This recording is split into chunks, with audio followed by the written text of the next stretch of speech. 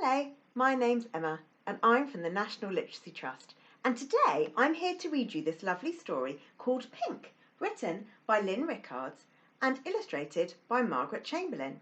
And this book is published by Wacky Bee Books. And to help me today, I've got our friend Penguin here, because in the story we've got a penguin as the main character. But before we start with this lovely story, let's sing our hello song. Join in if you know it. Hello everyone, how are you? Hello everyone, how are you? Hello everyone, how are you?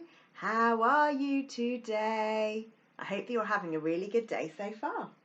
Let's begin with our story. One sunny morning, Patrick woke up to find he had turned bright pink. His beak was pink, his flippers were pink, he was pink from head to foot. "This is terrible," cried Patrick. "What will all my friends say? Whoever heard of a pink penguin?" "Don't worry, dear," soothed his mum. "Dr. Black will soon sort you out." Dr. Black was puzzled. She looked in her big medical book. "A very cold penguin can turn blue," she said. "If you're feeling queasy, you can go a bit green, but pink is very unusual." Dr. Black closed her big book. "Perhaps you'll get used to being pink," she said to Patrick.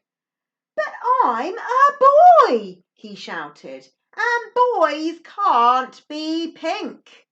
Think about that at home. What do you think about that? When they got home, Patrick's dad opened another big book. It was called Birds of the World. "Look," he said to Patrick, "flamingos are pink, just like you." Patrick looked. He saw hundreds of beautiful birds. "Are some of them boys?" asked Patrick as he gazed at the picture. "At least half of them," laughed his dad.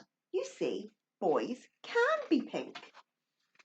Patrick got teased at school for being pink. "Don't worry, they'll get used to it soon enough," said his mum. Patrick wasn't so sure. He didn't like being different from everyone else. One Saturday morning, Patrick pulled out his rucksack. He put in his pyjamas and his favourite soft toy. "I don't fit in here anymore," he told his mum and dad. "I'm going to Africa to see those flamingos." Patrick went to the water's edge. Africa was a long way north, but he was a strong swimmer. He swam for 7 days and 7 nights. When the water began to feel warmer, he knew he was nearly there. On the 8th day, Patrick arrived in a wide bay. On the shore, he saw hundreds of flamingos, just like in the picture. He waddled up to them and held out a pink flipper. "How do you do?" he said politely.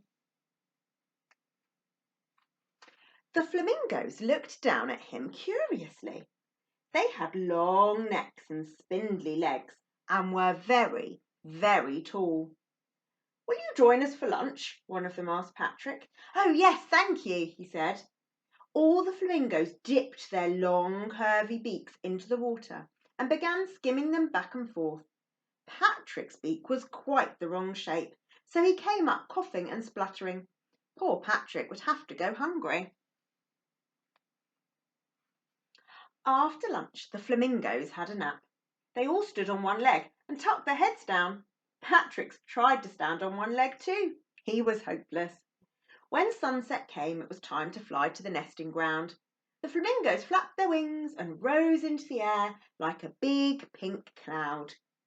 One small pink penguin was left behind. Dear poor Patrick.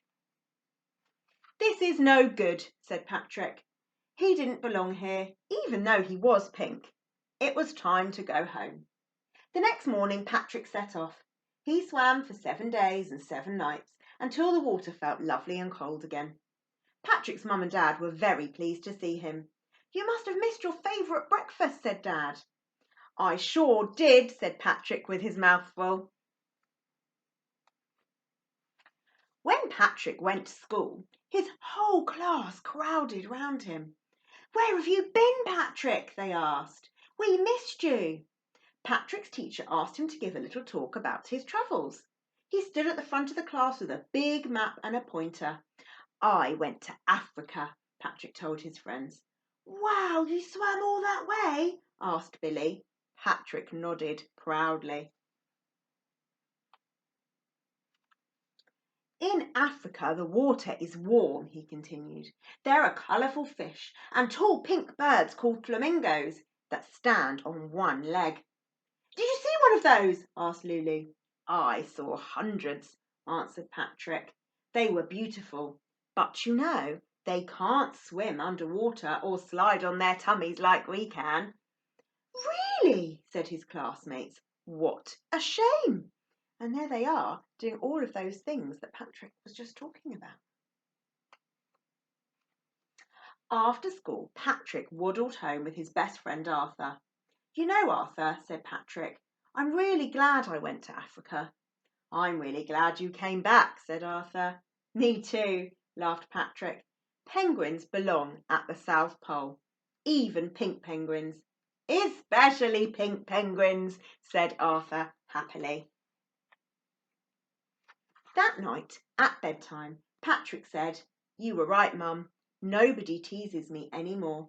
He snuggled down and smiled. Being different wasn't so bad after all. That's the end of our story. Wow, what an amazing adventure Patrick went on. And he discovered that being different in the end wasn't so bad and could actually be quite good. Join us again tomorrow because I've got an activity all about this lovely book that I'd like to share with you. Thanks for watching. Bye.